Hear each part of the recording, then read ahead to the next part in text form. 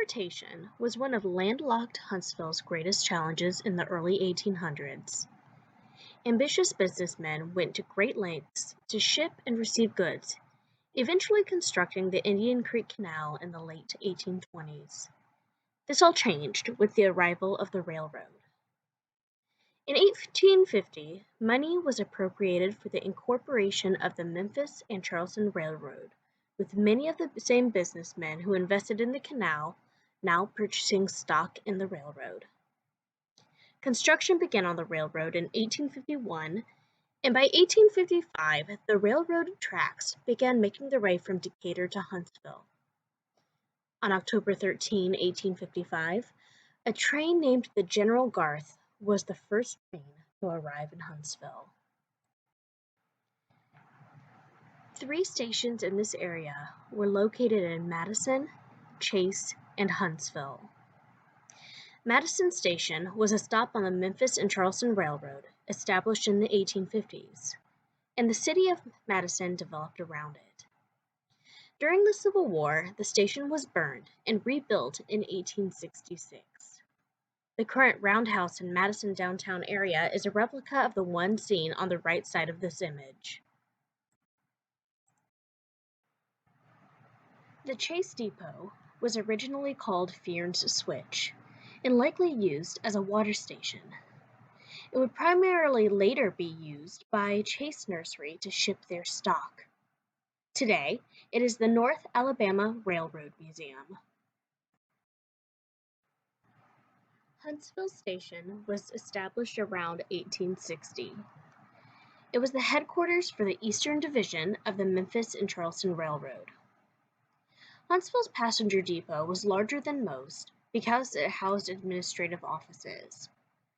Shops were located in Huntsville and consisted of a roundhouse with a turntable, the engine house, a car shop, and a machine shop. Machinists were employed in the shops to carry out the necessary repairs and rebuilding of the rolling stock. The company also built homes for many of the employees near the depot. Restoration efforts began on the Huntsville station in the 1970s, with architect Harvey P. Jones leading the project. The depot is the only antebellum passenger depot surviving in Alabama.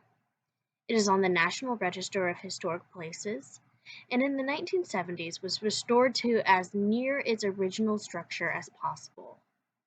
In 1981, the depot was purchased by the city and turned into a museum. The Huntsville station was the focal point for the coming and going of the community until it discontinued passenger service. The last passenger train left the station on March 30th, 1968.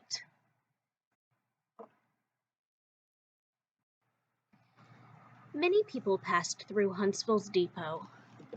Of particular note, on May 1st, 1901, President McKinley's train pulled into the Huntsville station during a tour of states. The president was in Huntsville for about 30 minutes. He gave a speech from the back of his private train called Olympia.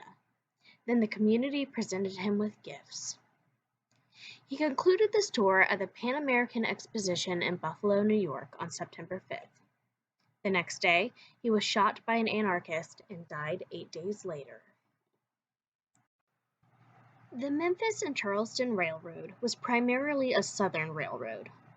Because of this, African American passengers were forced to use separate waiting rooms and train cars. Segregated train cars were often smaller and cramped in comparison to the white-only cars. African American travelers traveling from the north had to move to segregated cars if they traveled through the south. The Huntsville Passenger Depot designated a segregated waiting room in 1887. At the start of the Civil War, the railroad faced some obstacles. Military use of the railroad reduced civilian use and caused money problems. The solution was to raise the cost of railroad use for the military. The war also caused growth of railroads to slow down, as well as maintenance efforts and labor became scarce as railroad workers became soldiers. The solution was to hire out enslaved black people, but this did not meet the railroad's need for labor. The Huntsville station was a strategic point, and when seized by Union soldiers on April 11, 1862, the supply route and communications were cut off. After the war, the line needed extensive repairs, and eventually the Memphis and Charleston Railroad went bankrupt. The line was purchased by the Southern Railway System in 1898.